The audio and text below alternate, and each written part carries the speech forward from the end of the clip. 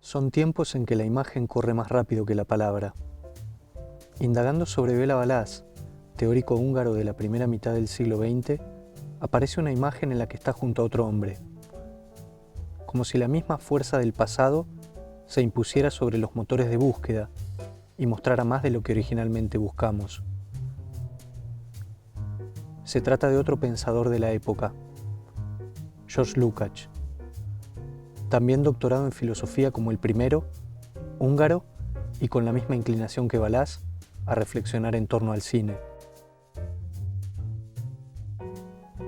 Contra la arraigada creencia de que el cine no era arte, en 1924, Balázs sostiene que es necesario elaborar una teoría que explique el nuevo fenómeno estético.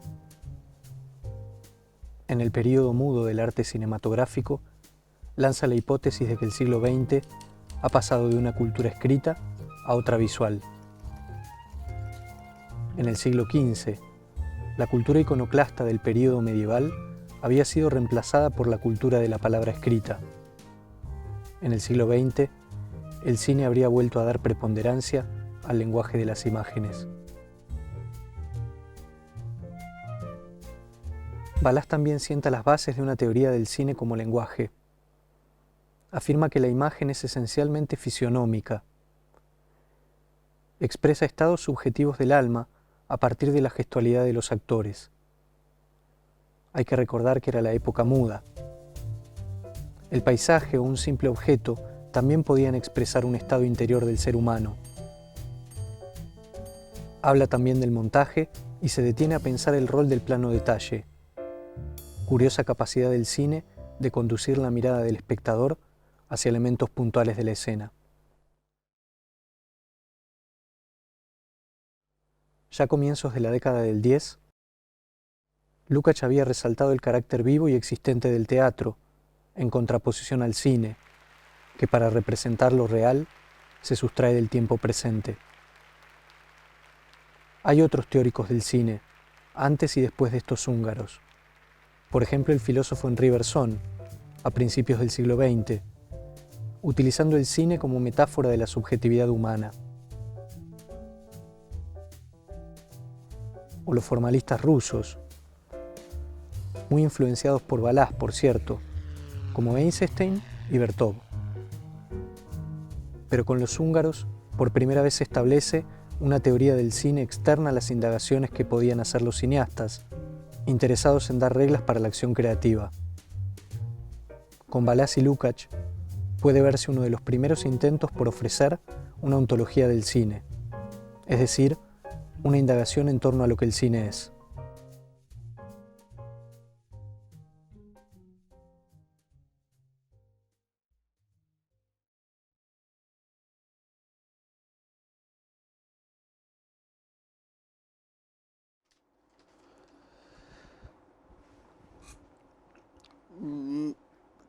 Creo que yo me definiría como un crítico de cine, sobre todo por una cuestión de comodidad, ¿no? O sea, hay muchas formas de ejercer la crítica de cine, y supongo que a lo que yo me dedico es a una de esas formas, ¿no? Antes, en algún momento, cuando me preguntaban, me definía como ensayista más que como crítico, porque la idea de crítico suele estar asociada más bien a la idea del que escribe reseñas sobre películas, ¿no? No pasé de hacer crítica en El Amante a hacer cine, sino que dejé de hacer crítica en El Amante, empecé a hacer crítica en El Amante y nunca me llegué a sentir cómoda. Hacía algo raro, yo una escritura muy personal, como son mis películas también, y la verdad que nunca me sentí cómoda, o sea, no sentí que le encontré la vuelta a la crítica, y en un momento dejé de escribir. Soy de ir casi todos los días al cine, ir al cine solo, eso que por ahí no es tan habitual. Esto me llevó a acercarme a El Amante, primero leyendo, después yendo a la escuela, y en la escuela algún día Portafus me dijo si no quería empezar a escribir, porque le parecía bien algunas cosas que había escrito, y ahí empecé en El Amante. Después en otros medios escritos y ya hace 5 o 6 años un programa de radio. No, no me considero crítico de cine. No creo que tenga ni la formación, ni la habilidad, ni la paciencia que tiene un crítico de cine en su oficio, ¿no? Que tiene por ahí que ver muchísimas obras, dije la paciencia porque por ahí tienen que ver muchísimas obras que yo no vería probablemente. Me considero una persona que le gusta el cine.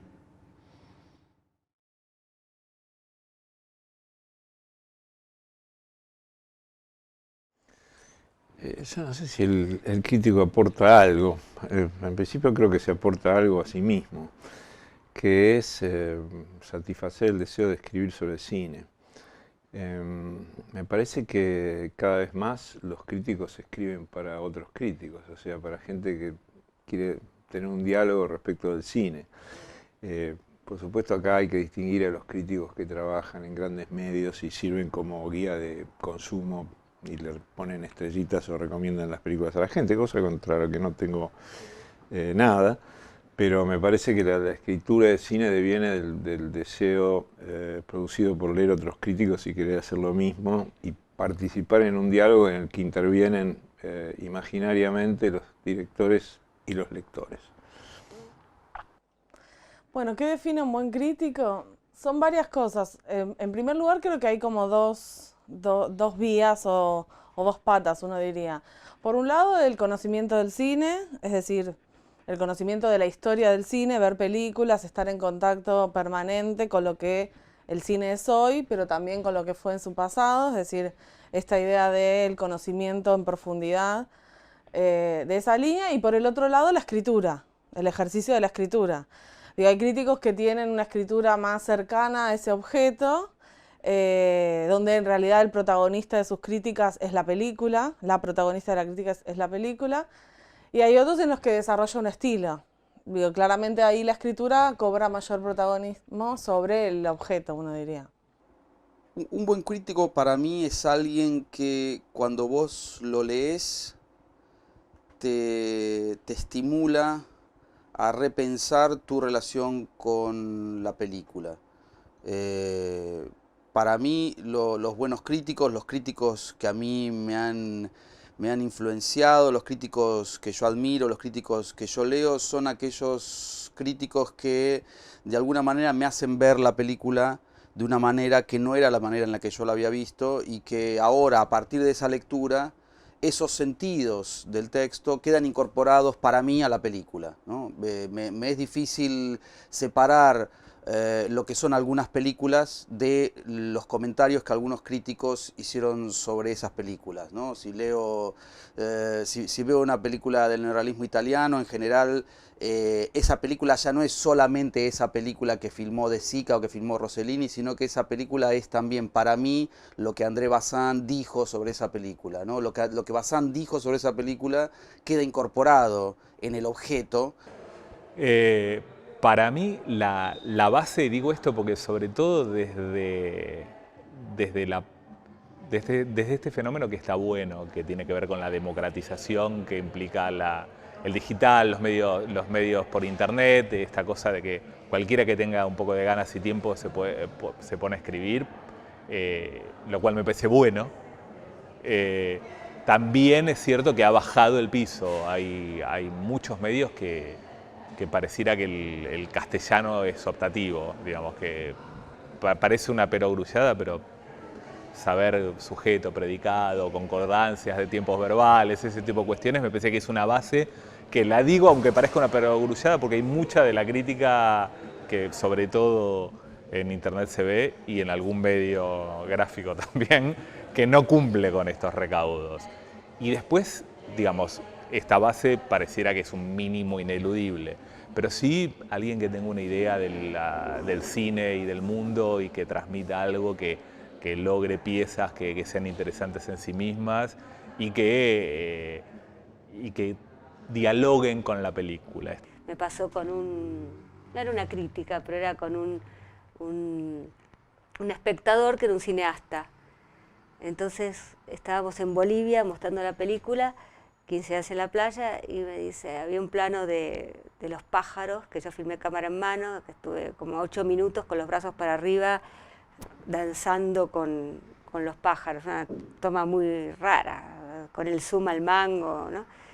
Y el tipo, cuando termina la película, me dice, ¿vos estabas pasando por un momento especial cuando filmaste esta película? Porque tiene una sensibilidad rara. Y el tipo se da cuenta que me pasaba. Yo le dije, bueno, yo nací así y necesito estar al aire libre y necesito eso para sentirme bien. Es como, el tipo había captado, más allá de los planos fijos de 15 días en la playa, algo de mi ser que nadie se había dado cuenta.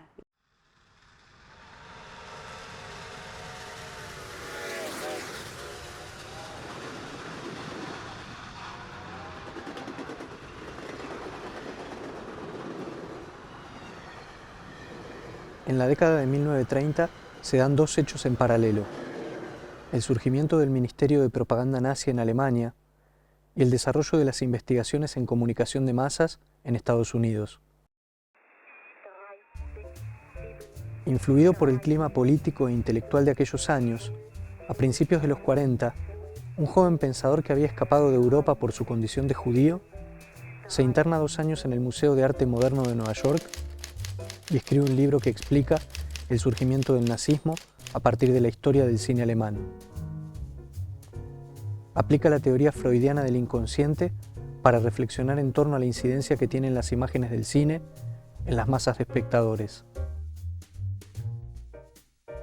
Había pertenecido a una influyente generación de teóricos alemanes que por entreguerras comenzó a pensar los cambios culturales del siglo XX en el periódico Frankfurter Zeitung,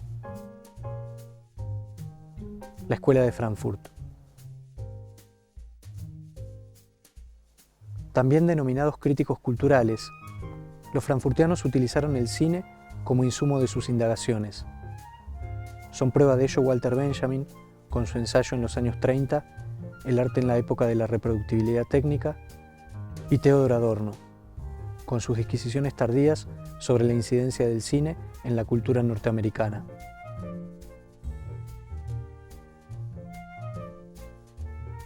Ya desde los años 20, Krakauer venía elaborando la idea de que el cine trabaja sobre el deseo de los espectadores, modelando sus conductas, sentimientos y aspiraciones. A su vez, todos estos elementos de la sensibilidad popular modelan al cine, que se apropia de ellos para ser consumido. Esta tesis simple pero eficaz hoy es un supuesto básico de la teoría cinematográfica. También en Alemania, el psicólogo Rudolf Arnheim, a principios de la década del 30, explica que el cine no es la mera reproducción mecánica de la realidad, como se pensaba en la época en base a las primeras definiciones dadas sobre la fotografía. Arnheim afirmaba que el cineasta pone mucho de su subjetividad en el tema que elige, pero también en la forma de encuadrar. La sustancia con que trabaja ese cineasta, decía, es la superficie bidimensional de un plano sobre la que plasma imágenes en movimiento. La descripción del tejido externo del nuevo lenguaje es una nueva ontología del cine. El doctor en filosofía, escritor y guionista Béla Balázs, ¿era acaso un crítico de cine? ¿Y el graduado en arquitectura Siegfried Krakauer? ¿Acaso Rudolf Arnheim lo era? ¿O cuando hablamos de estos pensadores, hacemos referencia a una actividad intelectual que no es la crítica de cine? La crítica que hoy conocemos parte de estas primeras ontologías del cine. ¿Pero son acaso la misma cosa?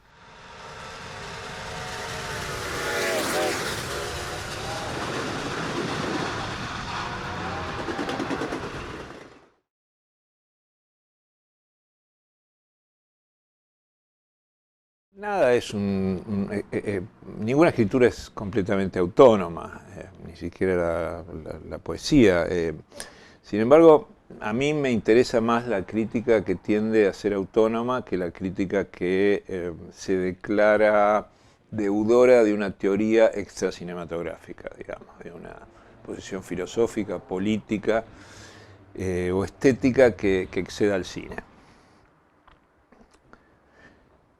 Si tuviera que comentar un poco esto, extenderme un poco, diría que la historia nuestra como críticos, la historia del amante, es la historia de una revista que, a semejanza de Cahiers du Cinéma, parte de una idea de autonomía del cine, y que esa es como casi su piedra fundamental. Eso no quiere decir que una crítica o un escrito sobre cine o crítico no pueda incluir citas o referencias a otras disciplinas o otras cuestiones,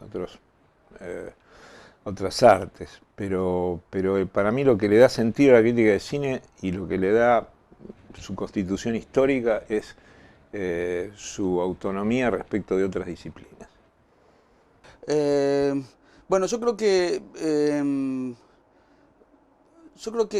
se ha discutido mucho sobre la relación que la academia tiene con la crítica de cine. En qué medida la academia contribuye a la crítica de cine, en qué medida la investigación académica es perniciosa para la crítica de cine.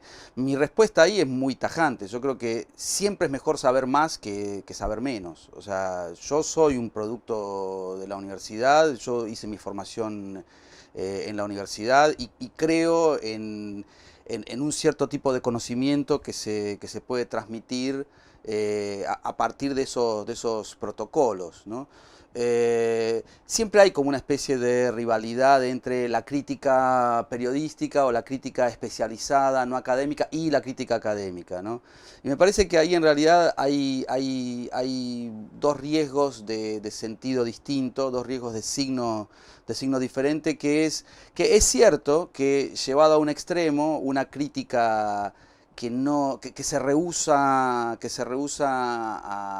a leer, a apoyarse en otros textos, a pensar lo que otros dijeron antes que uno, es una crítica que siempre corre el riesgo de volverse demasiado impresionista, ¿no? Y al mismo tiempo también es cierto que muy a menudo la crítica académica tiende a refugiarse en una especie de batería textual, ¿no? Una especie de enciclopedia, donde a veces las películas tienden a diluirse y a ser simplemente un modo de ejemplificar teorías que terminan siendo exteriores a las películas. Pero digo, salvando esos dos extremos, me parece que hay un punto donde es posible combinar lo que uno podría llamar una pasión cinéfila y un conocimiento de la historia del cine, de las teorías y de la crítica, ¿no? Yo entré al terreno del análisis cinematográfico de un modo sistemático y riguroso a partir de mi doctorado, de elegir como tema de tesis de doctorado en semiótica el discurso cinematográfico. Tenía que elegir algún discurso para investigar. Tuve una conversación con una colega, que se llama Mariana Gómez, que me dijo una cosa muy interesante, que fue: pensá que los próximos probablemente 5 años de tu vida te dediques, a lo único que te dediques sea a investigar eso que vas a hacer en la tesis. Entonces elegí algo que te divierta. Y en ese momento pensé que lo que más me divertía, lo que más me podía divertir era el cine. Entonces elegí algo que me pareció que con lo cual iba a tener ganas de estar trabajando durante 5 años. Sí, la formación académica es importante en términos de las lecturas que te puede brindar y de alguna manera que te va formando un punto de vista respecto a el arte en sí mismo y dentro de eso el arte cinematográfico. En realidad la formación académica lo que hace es brindarte ciertas herramientas para que uno desarrolle su propio punto de vista.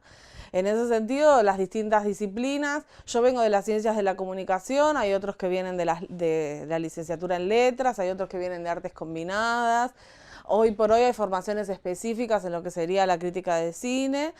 Sí, la disciplina lo que te brinda son herramientas que uno desarrolla para justamente construir su punto de vista. Después de eso el crítico lo hace junto a la película, lo hace a lo largo de su trabajo. Lo importante es desarrollar, yo creo que para la crítica lo fundamental es desarrollar una mirada. Es decir, uno tiene una mirada sobre el cine y de alguna manera cada una de esas películas tiene que ver con esa mirada que uno construye. El cine en sí mismo es un saber. Lacan dice en el texto del homenaje a Marguerite Duras, o sea, cuando a Lacan lo invitan a hacer un homenaje, a participar en el homenaje a Marguerite Duras, Lacan escribe un texto que se llama Homenaje a Marguerite Duras, en el que dice que el artista siempre le lleva la delantera al psicoanalista y que el artista sabe lo que nosotros luego teorizamos. Es decir, que eso concibe al arte en sí mismo como un saber del cual probablemente el mismo artista no sabe que lo tiene, pero cuando se produce, a posteriori, aquellos que son impactados por la obra y aquellos que se dedican en algunos casos a pensarla, a investigarla o a explorarla, descubren mucho más y muchas veces sucede que cuando los artistas escuchan eso que ha provocado su obra, se sorprenden diciendo, wow, yo no sabía que decía todo eso cuando lo estaba haciendo. Entonces, por eso vuelvo a decir, el cine en sí mismo me parece que es un saber que aporta a todos los otros saberes y a su vez, como es un producto cultural, sin lugar a dudas se nutre de todos los otros saberes. Por lo tanto, es mutuo el aporte.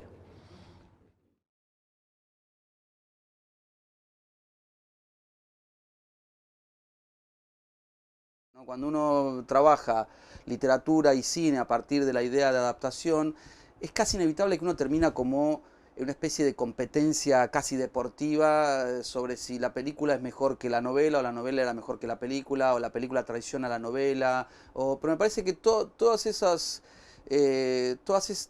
conclusiones parten como del presupuesto de que los objetos son objetos fijos, ¿no? de que hay una esencia de la literatura, de lo que la literatura debe ser, hay una esencia de lo que el texto literario era y que la película no captó. Yo no sé cuál es la esencia de un texto literario. En realidad, me parece que precisamente lo interesante es que no la hay. En realidad, cada lector produce su lectura sobre el texto, la monta sobre el texto, y esa lectura funciona o no funciona. Diría que es una hipótesis más maquínica, ¿no? Uno enchufa su mirada sobre la película o su lectura sobre la novela, y esa mirada funciona o no funciona, ¿no? O sea, ¿qué es una lectura interesante? No es una lectura que dé cuenta del texto. ¿Qué quiere decir dar cuenta del texto? No hay una esencia fija que la lectura debería ir a descubrir, ¿no? Eso es cuando uno entra en un texto religioso, ¿no? O sea, uno debe interpretar lo que el texto quería decir, so pena de ser considerado un hereje si no dice lo que los apóstoles dicen que había que decir ese texto. Pero me parece que justamente lo que tiene la literatura interesante, o el cine de interesante, es que impiden de entrada una lectura de ese tipo, ¿no? Y el enfoque social e histórico es relevante en todos los análisis de objetos culturales, porque de alguna manera una película, al igual que una pieza literaria, que una obra pictórica, está anclada en un tiempo histórico, en un contexto social, en una sociedad determinada. No es lo mismo si es producida por una industria, como era la industria de Hollywood, como hoy todavía lo sigue siendo, es decir, si es un mainstream, que si es una obra independiente, hecha en los márgenes de esa producción. Entonces me parece que eso es importante analizarlo, tenerlo en cuenta. Hay críticas en las que ese elemento es relevante, es decir, yo puedo ver una película, esa película pertenece a un pequeño movimiento, digo, qué sé yo, hoy puede ser el nuevo cine rumano o un director que se ancla dentro de toda una renovación estética que se da en un país, o si el mainstream de Hollywood ha tenido variaciones, sobre todo en los últimos años, con el imperio de lo que sería lo digital. Esos elementos hay que tenerlos en cuenta, porque en ese sentido también la obra de ciertos directores a veces está condicionada a lo largo del tiempo por la incidencia de estos cambios industriales, sociales, políticos. Hay cinematografías en las que la política, pienso por ejemplo en el caso de Panahi en Irán, digo, una película como This Is Not a Film está claramente marcada por la condición de Panahi como un tipo con prisión domiciliaria, con una circunstancia puntual. Si eso el crítico lo desconoce, la película pierde parte de su relevancia.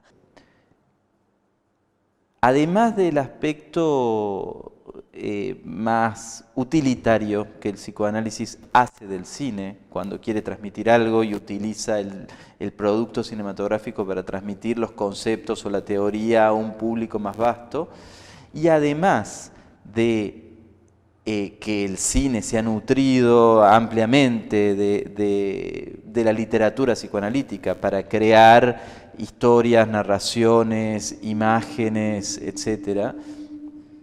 Es decir que gran parte de los directores de este siglo digo, del que empieza, ya viene con un bagaje psicoanalítico, aunque no hayan leído nada de psicoanálisis, por el solo hecho de verlo a Woody Allen, a Kubrick. Entonces, además de eso que me parece lo más evidente, hay un terreno mucho más vasto, que es más complejo, que inclusive hay que explorar, donde el cine construye las subjetividades de nuestro tiempo, ¿no? Es decir, que no, como nos atraviesa de un modo masivo y sin darnos cuenta, gran parte de nuestro modo de pensar muchas cosas están, es decir, yo te diría, hoy casi que cualquier escena romántica que vos veas en una pareja común de la calle, vas a ver que está sacada o te remite a alguna película, pero no es porque se parece a la película, sino porque probablemente ellos la vieron sin darse cuenta en algún momento y cuando se les ocurrió a uno regalarle el globito al otro caminando por el Támesis, se olvidó que esa es una escena de Clive Owen y Julia Roberts en Closer.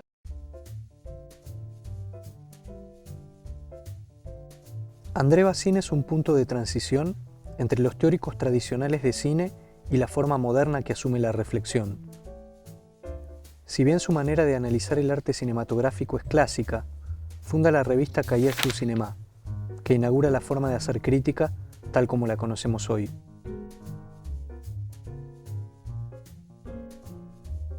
Bazin es contemporáneo al auge del neorrealismo, corriente cinematográfica de Italia, que discutiendo los fundamentos del cine norteamericano, impulsa la teoría ontológica del crítico francés. Bazin afirmaba que el cine hereda de la fotografía y la pintura barroca el anhelo de realismo. El cine parece consumar las aspiraciones de los movimientos realistas en el arte, dado que el insumo mismo con que trabaja es la propia realidad registrada por una cámara. Sostenía que el montaje es anticinematográfico, ya que mata el realismo propio de la imagen filmada. Los hechos deben ser captados por la cámara sin realizar cortes.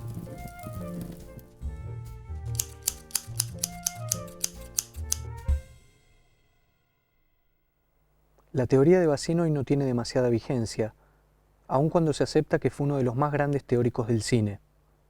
Es difícil conceder que se trata de un arte realista, cuando se sabe que el cine es una fuente inagotable de fantasías. Pero también se reconoce en Bazin el inmenso esfuerzo intelectual por establecer una ontología del cine. Detrás de él se gestó una camada de críticos emblemáticos que hacen ontología pero al mismo tiempo se distancian de ella. Introducen su propia pasión de espectadores en el análisis cinematográfico. Comienza a darse el giro subjetivista de la crítica.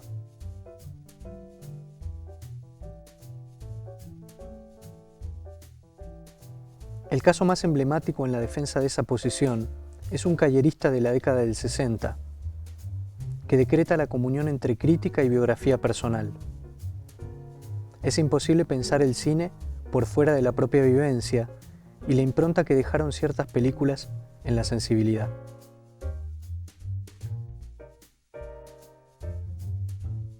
Pero es unos años antes que François Truffaut, uno de los entusiastas jóvenes que siguen a Bazin, escribe un artículo que discute una serie de cuestiones referidas al cine francés de su época, al que se denominaba de qualité, y al que el cayerismo se refiere despectivamente. Los críticos franceses no comulgan con la costumbre de llevar a la pantalla piezas de la literatura universal, dado que consideran que el cine es un lenguaje artístico por sí mismo, que no debe nada a artes supuestamente más nobles. No creen tampoco en la tarea del guionista, dado que el director es quien escribe con el arte de la puesta en escena, como había afirmado el francés Alexander Astruc unos años atrás. Hay una sentencia profundamente ontológica al hablar de una gramática propia del cine, un tipo de escritura basada en la acción de decidir movimientos de cámara en un espacio y un tiempo determinados. Pero el eje más importante de la crítica de estos cayeristas no es ontológico sino político. Discuten el hecho de que el cine lo hagan las grandes industrias, promueven un cine de autores independientes, intelectuales comprometidos con el arte cinematográfico que pregonan su cosmovisión crítica mediante el lenguaje de imágenes, sonidos y movimiento. Muchos de esa generación de cayeristas que habían comenzado haciendo análisis cinematográfico de la mano de Bazin se irán convirtiendo gradualmente en los cineastas de la llamada Nouvelle Vague, es decir, pasan del análisis a la realización. Creen que su crítica, convertida en acción, puede aportar a la tarea de hacer cine.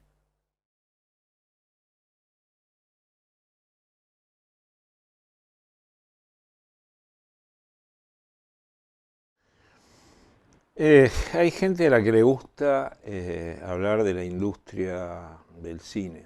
Hay críticos que hay toda una tradición de hablar de la industria del cine que en Río de la Plata uno podría situar en Homero Alsina-Tevenet, que fue el crítico cuyo eje era un poco el funcionamiento de la industria, especialmente la industria del cine americano.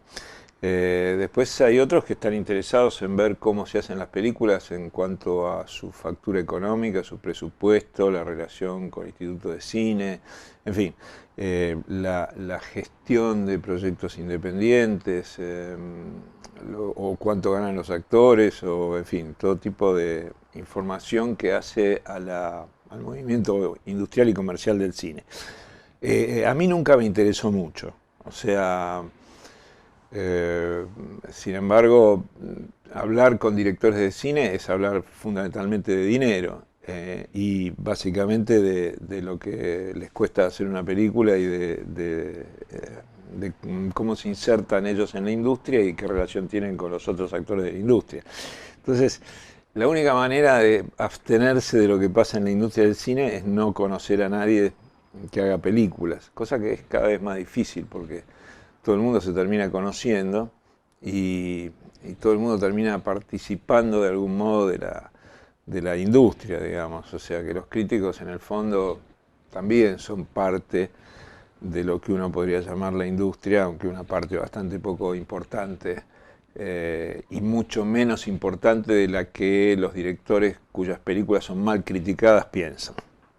Yo creo que hay como el mismo mercado y la misma exhibición se ha tendido a uno diría a dividir, a divorciar, por un lado un cine comercial más cercano al mainstream que se estrena en los grandes complejos y que de alguna manera copa las salas en las primeras semanas, sobre todo el primer fin de semana de exhibición. Entonces en esos espacios uno tiene la falsa ilusión de que puede elegir entre muchas películas y en realidad son muy pocas las que de alguna manera controlan ese escenario, y por el otro lado pequeñas salas con pequeñas películas que pertenecen por ahí a un circuito más festivalero y que apuntan a un público que por ahí se quiere correr de ese mainstream y quiere buscar otro recorrido. Me parece que la crítica ha tendido también a creer en esa división entre hacer crítica del mainstream y con qué ideas hay que abordar ese mainstream, y por el otro lado, esta idea de esas películas que necesitan de la crítica para poder instalarse, para poder competir. Uno lee permanentemente esta idea que necesitamos que en el primer fin de semana la gente vaya a verla. Entonces, bueno, me parece que la crítica tampoco tiene que convertirse en un engranaje más de ese proceso de difusión. Es decir, ojalá muchas películas argentinas pequeñas les vaya bien y el público vaya a verlas, o a pequeñas películas, digo, por eso, de cines más periféricos que se estrenan en pocas salas y que por ahí para una distribuidora estrenarlas es todo un esfuerzo. Ojalá le vaya bien, pero la crítica no puede ser un instrumento para publicitar esas películas en contraposición al mainstream. El año pasado se estrenaron 2014, 170 películas nacionales. Me parece que en cuanto a producción ya no estamos frente al hijo bobo que hay que protegerlo. Me parece que el cine nacional tiene una fuerza, una potencia, que me parece que lejos de protegerlo le haces un mal. Pensando que una película nacional, porque es nacional, es buena, o no le podés poner, digamos, en estos de que ponen puntajes menos de 6, parece impensable para una película nacional. Me parece que esa sobreprotección le hace mal. Sí es cierto que, por ejemplo, en la radio nosotros no entrevistamos a directores o actores o protagonistas de una película que no nos gusta nada o que no le encontramos algo bueno para hablar. Pero también por una cuestión casi de urbanidad, no sé cómo decirlo, de poner a alguien, no tenemos esa dinámica, me parece que no, socialmente no la tenemos muy incorporada, de poder plantear un reportaje en el cual vos lo primero que le decís al director es que tu película no me gustó nada. A mí me gustaría poder hacerlo, no te lo niego, pero me parece que implica una posibilidad de debate con cierta altura y discusión de ideas que no es tan habitual. En general la primera reacción es la de ofenderse, es en la de agredir, y me parece que eso no está bueno. Nosotros, y lo digo casi como una duda porque siempre nos lo planteamos, porque hay malas películas de las cuales es divertidísimo hablar, o que uno puede darse cuenta que a uno le falta, porque también a veces en el diálogo uno se puede enriquecer, lo que a uno le parece mal es algo que no vio, o le puede ayudar a repensarlo para reafirmar la idea o cambiarla, pero no lo hacemos.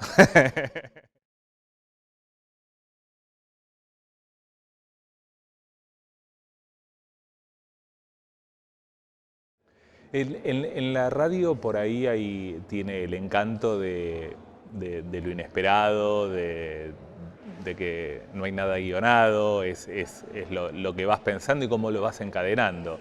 Y un poco pasa, bueno, como en cierto documental, que uno se sorprende de lo que va saliendo, que no siempre es lo que pensó al principio. Digamos, uno tiene idea como mucho de que va a hablar de una película y si le gustó o no le gustó, y por ahí cuando termina de hablar le gustó más o menos de lo que había pensado cuando empezó a hablar.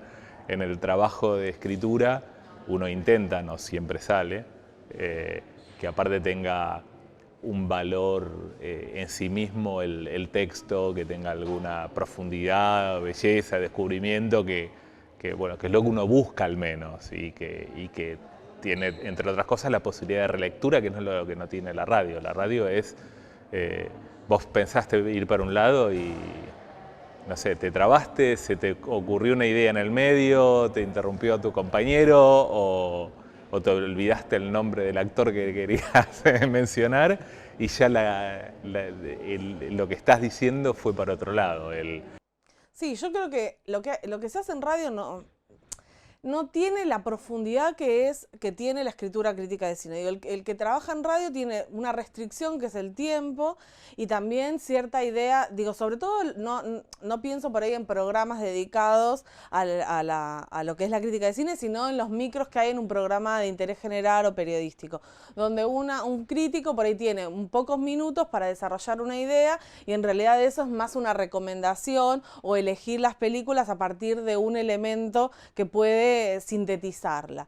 Yo creo que en ese sentido el formato escrito es el que mayor el que mejor brinda la profundidad del análisis, la complejidad en el desarrollo, la posibilidad de explayarse. Incluso hoy por hoy los fenómenos, lo que serían las revistas virtuales o esos espacios, uno puede decir los blogs, los sitios, incluso lo que permiten también es esta idea que no hay una restricción de caracteres, cosa que así había en una revista donde, bueno, vos tenías una nota con un espacio concreto, entonces tenías que circunscribirte a ese espacio de escritura, es decir, a una cantidad de texto determinado.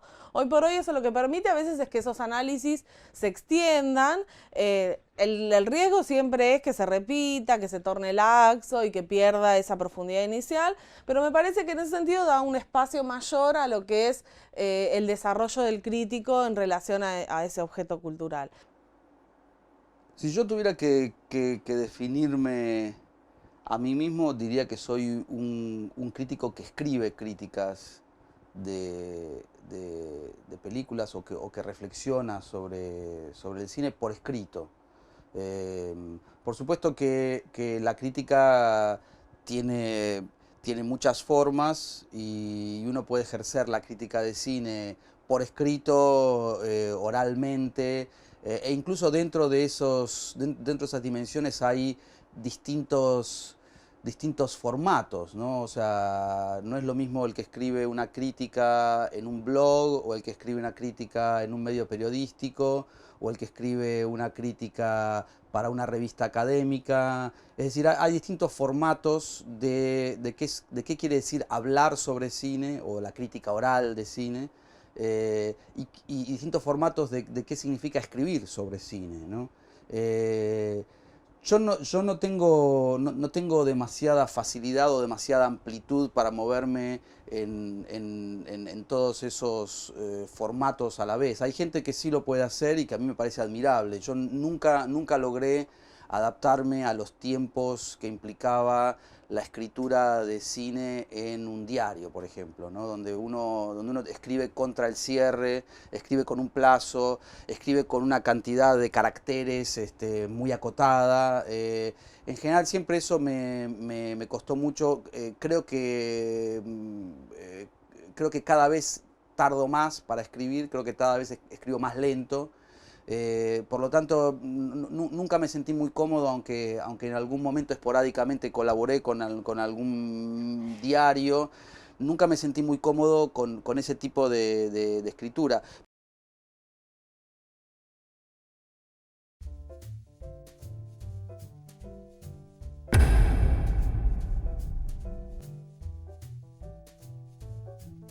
En 1976, los críticos norteamericanos Ebert y Siskel, redactores de dos diarios enfrentados de Chicago, se juntan para filmar un programa televisivo de crítica cinematográfica que tiene dos características principales. Un simple dedo apuntando arriba o abajo puede catapultar al éxito una obra o condenarla al fracaso.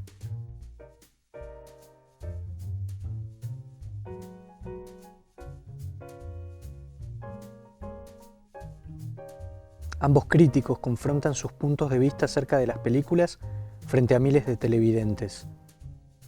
El fanatismo cinéfilo, en contraposición a la densidad analítica de los académicos, es una tensión constitutiva de la crítica en Estados Unidos.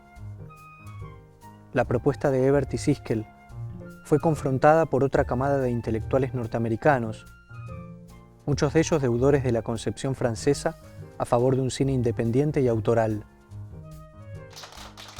Se produjo así una tajante separación entre una crítica anclada en la cultura del espectáculo televisivo y otra de perfil más intelectual y académico, expresada en revistas como la neoyorquina Film Comment.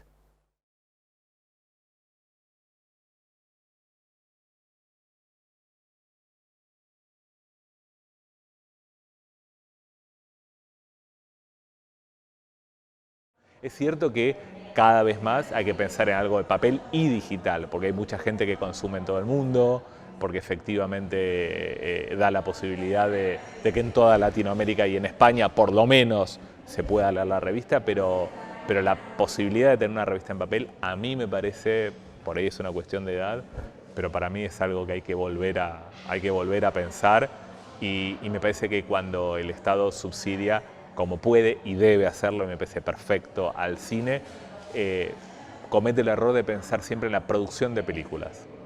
Hay que pensar en otros factores, y esos otros factores tienen que ver con producción, con distribución, con exhibición, pero también con publicidad, con lanzamientos de películas, y una manera indirecta de pensar en esto también es en la de contribuir a libros de cine, revistas de cine, porque es un círculo que se retroalimenta, digamos. Más gente que compra esa revista, es más gente que sabe lo que está pasando con el cine, y es más gente que va a ir al cine. Entonces me parece que pensar solo en hacer muchas películas da como resultado esto, que muchas de las buenísimas películas argentinas que se estrenan por año, la ve casi nadie. Así que sí, Papel me encantaría. Me parece que para el crítico, como para el cinéfilo, como para en general el espectador de cine, que ve el cine no como una salida de fin de semana, sino como algo que le gusta, el objeto, es decir, así como el coleccionista colecciona películas o colecciona póster o colecciona cuadros como yo, digo, esta idea del objeto, la revista, es importante porque también tiene una cuota fetichista, que es un poco uno de los elementos centrales para la cinefilia, y entonces verse publicado o leer para el lector, leer, pasar las páginas, ver ahí los textos, me parece que es un elemento importante. Entonces yo creo que no va a desaparecer las publicaciones en papel. Probablemente se vayan modificando en términos de cómo se editan, con qué periodicidad, con qué difusión, pero creo que en ese sentido el papel es un objeto importante, incluso para la lectura. Uno puede leer libros virtuales, pero siempre hay libros que quiere tenerlos, marcarlos, llevarlos. Habrá que ver, digo, uno no sabe de acá a un futuro más a largo plazo, pero creo que durante lo que sería el corto y el mediano plazo va a haber una convivencia y me parece que es importante y saludable.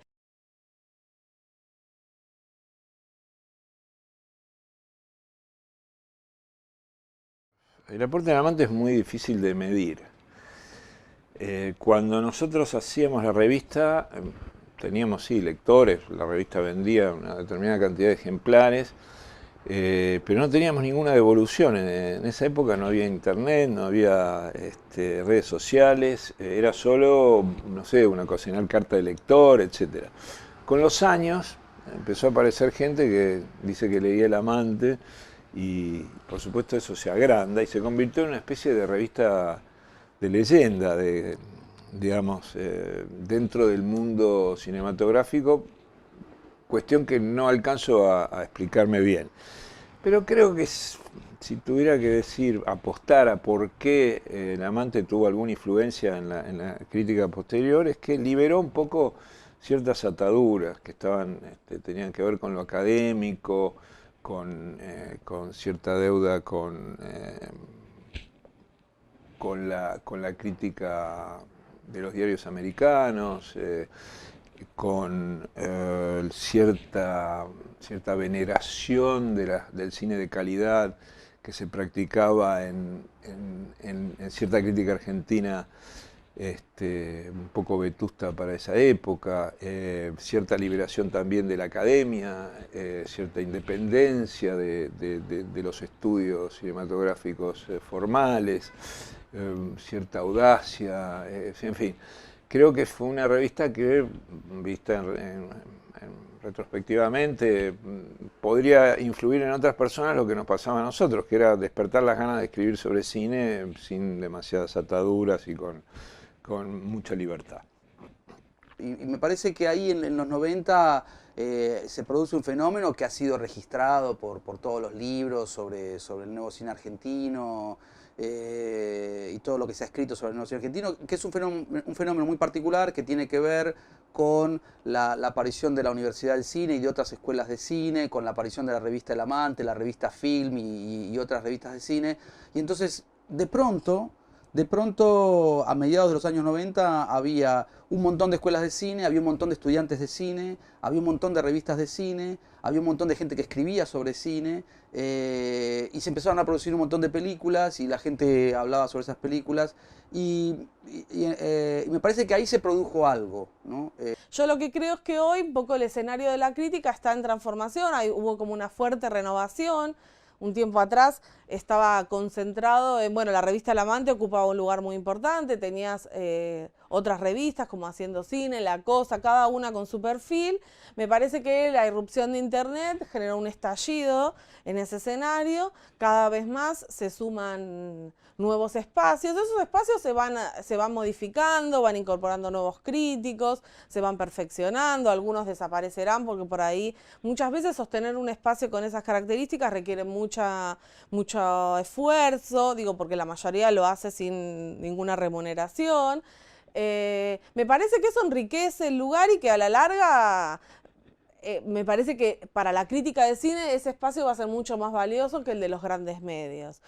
Hay de todo. Me parece que hay buenos críticos de cine en los diarios, y si comparás con lo que pasa en otros países, y digo España, por ejemplo, y Francia, salvo Liberación, hay buen nivel, digamos. Para hacer nombres, me parece que la crítica de Página 12 es la más compacta y la más que todos son buenos. Pero incluso en La Nación, en Tiempo, hay buenos críticos. El lugar común indica, y es cierto que no voy a hacer los otros nombres, que en estos últimos dos medios hay gente que por ahí se nota esa cosa que había de los diarios de que uno hacía un día turf, otro día hablaba de economía y el tercero te tocó cine y te quedaste porque, bueno, eso efectivamente se nota. Clarín perdió mucho, me parece que desde que se fue Lehrer y me parece que no le da mucha bolilla a ese espacio, pero no es tan terrible como el lugar común indica. Pero me parece que también lo que pasó un poco ahí es que se produjo una especie de bolsón o se produjo una meseta. A mí al menos no me resulta tan interesante ahora lo que yo leo sobre crítica de cine que se produce ahora, ¿no? Quizás lo más interesante sean algunos blogs, o sea, ese tipo de escritura que aparece como algo diferente, ¿no? Pasó un poco el momento de las revistas de cine en papel, más allá de que se sigan produciendo, pero me parece que hay algo nuevo ahí en la escritura de los blogs que es interesante, no todo el tiempo, pero me parece que hay algo interesante ahí. Y me parece que también han empezado a aparecer mejores publicaciones académicas sobre cine. Sí me parece que en cuanto a medios gráficos me estoy refiriendo, falta una revista que ocupe el lugar que ocupó El Amante. Hay experiencias más acotadas, Cinéfilo está bárbaro, hay revistas más, no sé, hacerse la crítica, pero saca una revista libro una vez por año, me refiero, esa cosa de haciendo cine mutó un poquito, porque la verdad que de hecho hay mucha gente ex Amante que escribe, pero me parece una revista de crítica, una revista que no apunte a la industria, sino al cinéfilo y que lo pueda enriquecer. Me parece que eso es un espacio que es extraño. El papel, soy viejo, pero bueno, lo extraño. Me parece que eso falta. La crítica hoy es muy difícil de abarcar. O sea, si vos me decís cómo era la crítica de cine en los 90, yo te decía, bueno, estaban los diarios, estaba El Amante y había 2 o 3 revistas menores que un poco competían con El Amante, digamos. Esa es una descripción, y eso era todo. Hoy hay miles de críticos de cine, o sea, digo, lo que cambió bastante es que mucha más gente estudia cine, tanto en lo práctico, en la Universidad del Cine, en otras escuelas de cine, como comunicación y artes combinadas, en fin, toda una serie de disciplinas que tienen que ver con la escritura o la práctica de la crítica, ¿no? Entonces, y además la existencia de las redes sociales y de la web ha hecho explotar las críticas en miles de blogs. Digamos, es imposible saber, mucha gente joven, mucha gente que intenta escribir, que se despierte una vocación de crítica, es bastante inabarcable, me parece. O sea, creo que no hay me parece que tampoco hay un centro, o sea, no me parece que las críticas de los diarios se leen cada vez menos, tengo esa impresión, no son un referente, no hay una revista que lo sea tampoco, y más bien creo que han aparecido otros elementos como las series, en fin. Creo que es muy difícil entender hoy cuál es el debate. Yo podría identificar el debate de la crítica de cine desde los años 50 hasta el 2000, a lo mejor, digamos. Uno podría reconstruir esa historia, esas discusiones, esas polémicas. Hoy me costaría mucho, un poco porque estoy bastante alejado del mundo así cinematográfico práctico, y otro poco porque es un poco inabarcable y cada vez más disperso.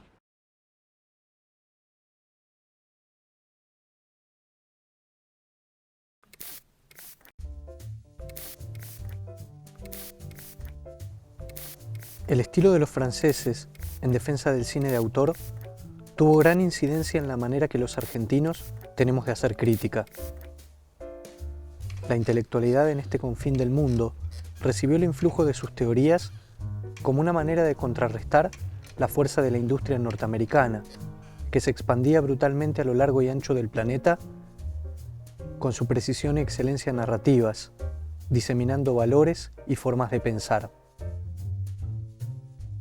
Si bien hubo críticos anteriores en el país, se destaca la aparición en la década del 60 de la revista Tiempo de Cine, que entre otras cosas rotuló de nuevo cine argentino a una generación de directores anterior al nuevo cine argentino. Nacida de un cineclub como el Cayerismo, reivindicó el cine europeo por sobre el norteamericano y abogó por políticas estatales de protección del cine nacional. Dado su carácter crítico y libre, la revista iba a durar poco en un país azotado por golpes militares. Recién en los años 90 surge la revista El Amante, que da comienzo a una tradición más sostenida de crítica nacional. Revista cuyo principal mérito tal vez haya sido romper con ese prejuicio antinorteamericano a la hora de ver cine.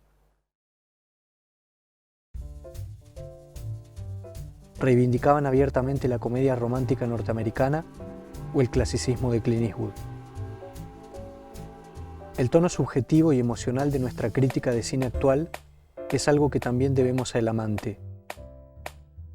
Hablar de una película con irritación, enojo, amor incondicional por el director y demás tonos intimistas tiene absoluta vigencia en la crítica argentina.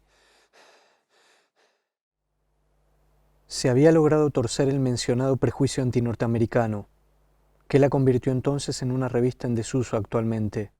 Hay quienes sostienen que con el correr del tiempo se dio un cambio sustancial en la concepción del Amante, que pasó de valorar positivamente al cine norteamericano a una condena y desprecio explícitos hacia él. Otros afirman que el problema fue haber pasado de ser revista impresa a digital. Es claro que la expansión acelerada de la cultura virtual no solo redujo a su expresión mínima las revistas en formato papel, sino que fue masificando el acceso del espectador común al oficio crítico. Con la llegada de Internet y las redes sociales, cualquier cinéfilo que tenga un blog puede subir sus comentarios sobre una película y acumular lectores. Ciertas formas actuales del análisis cinematográfico también han incidido en las transformaciones profundas de la crítica argentina y global. El renovado auge de la unión entre cine y filosofía, a partir de las observaciones de Gilles Deleuze en los 80, sobre la capacidad del cine de pensar la imagen-movimiento como unidad sensoperceptiva anterior a la imagen quieta.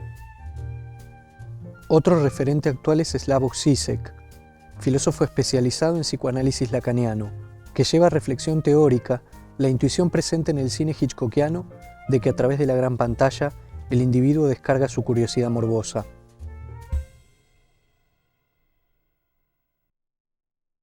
Al intercalar sus explicaciones orales con escenas clásicas del cine para ilustrarlas, Dice que expresa la tendencia actual que hace crítica con el lenguaje propio del cine.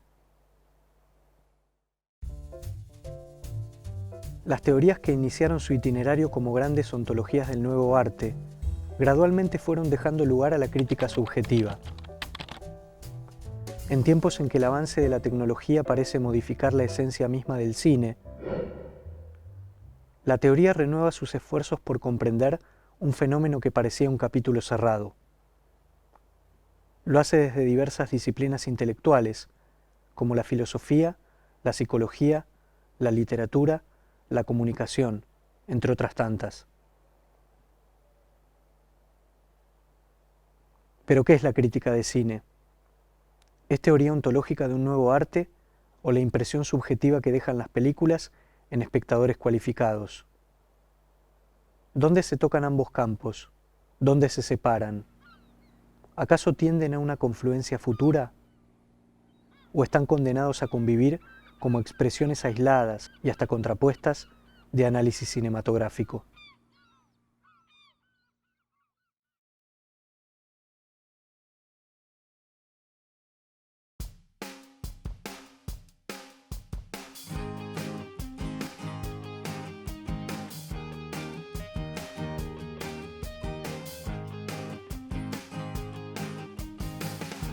Los festivales de cine son la meca de los críticos. Así se produce el encuentro de estos seres solitarios con sus pares. La extravagancia deja de ser elemento marginal para pasar a ser norma y fundamento de una felicidad colectiva.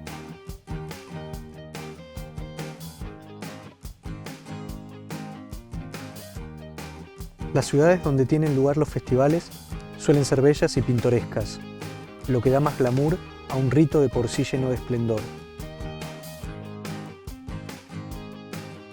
Las credenciales son signo de distinción en los festivales de cine. No es igual cómo se toman esos objetos rectangulares los cineastas que los críticos.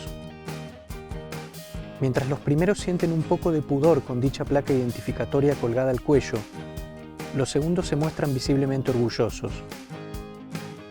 La diferencia se debe a que los cineastas encuentran reconocimiento en otro tipo de ritos profesionales, como pueden ser las entregas de premios o las fiestas post-rodaje de una película. Mientras que para un crítico, un festival de cine es el lugar donde más se luce. No es lo mismo que una credencial esté hecha de cartón blando plastificado a que sea de material sintético. En ese caso ya no está en juego el prestigio de personas físicas, sino el de los festivales como instituciones dentro de la sociedad. Todo en los festivales es medible en términos de jerarquía ontológica, con perdón del nuevo uso del término. Se es más real o existente cuanto mayores sean los signos visibles y palpables de prestigio. Las salas de prensa se caracterizan por sus confortables sillones. No hay nada que afirme más a un crítico en su condición que un sillón de festival de cine. El crítico es un individuo con tendencia al reposo, aunque si es con una película enfrente, mucho mejor.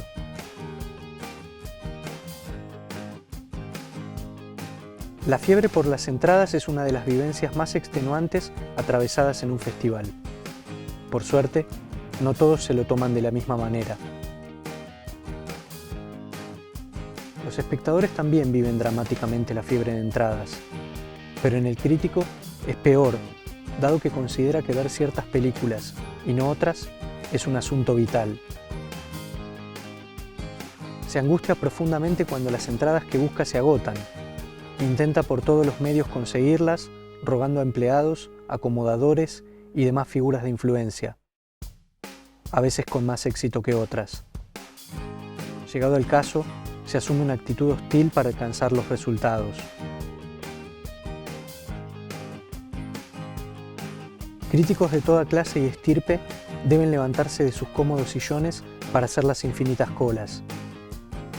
Instancia temida por los que concurren a los festivales más prestigiosos. La fila hace iguales a críticos, cineastas, actores y espectadores. Todos son iguales ante el dios organizador de la gran bacanal de cine.